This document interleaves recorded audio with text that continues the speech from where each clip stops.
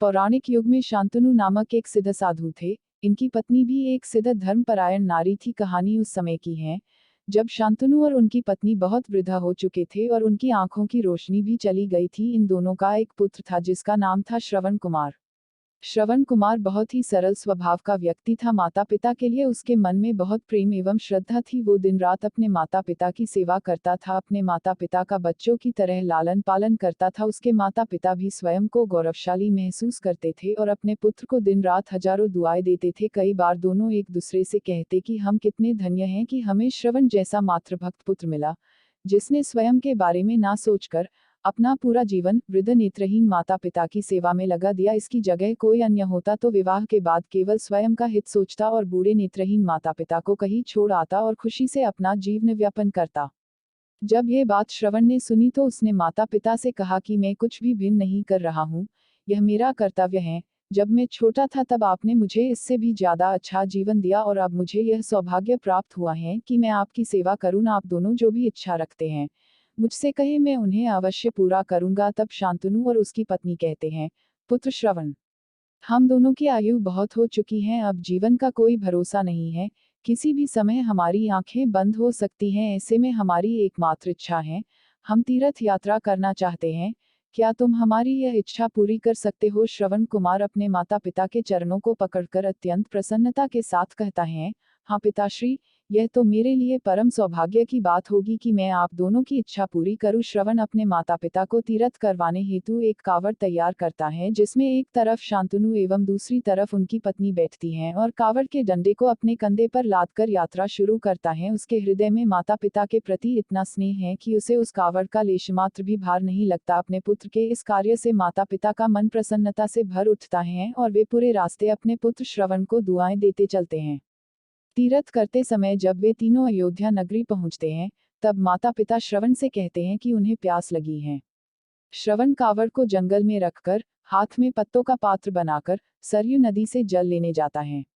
उसी समय उस वन में अयोध्या के राजा दशरथ आखेट पर निकले थे और उस घने वन में वह हिरण को शिकार बनाने के लिए उसके पीछा कर रहे थे।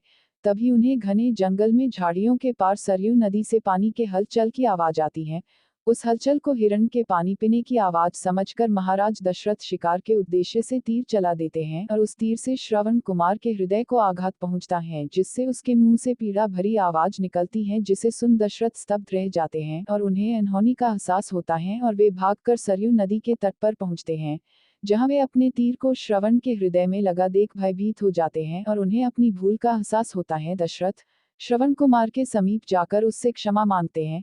तब अंतिम सांस लेता श्रवण कुमार महाराज दशरथ को अपने वृद्ध नेत्रहीन माता पिता के बारे में बताता है और कहता है कि वे प्यासे हैं, उन्हें जाकर पानी पिला दो और उसके बाद उन्हें मेरे बारे में कहना। और इतना कहकर श्रवण कुमार मृत्यु को प्राप्त हो जाता है। भारी हृदय के साथ महाराज दशरथ श्रवण के माता पिता के पास पहुंचते हैं और उन्हें पानी पिलाते हैं।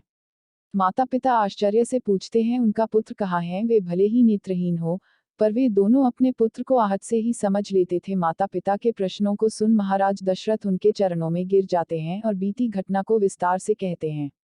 पुत्र की मृत्यु की खबर सुनकर माता पिता रोने लगते हैं और दशरथ से उन्हें अपने पुत्र के पास ले जाने को कहते हैं। महाराज दशरथ कावड़ उठाकर दोनों माता पिता को श्रवण के शरीर के पास ले जाते हैं। माता पिता बहुत जोर जोर से विलाप करने लगते हैं।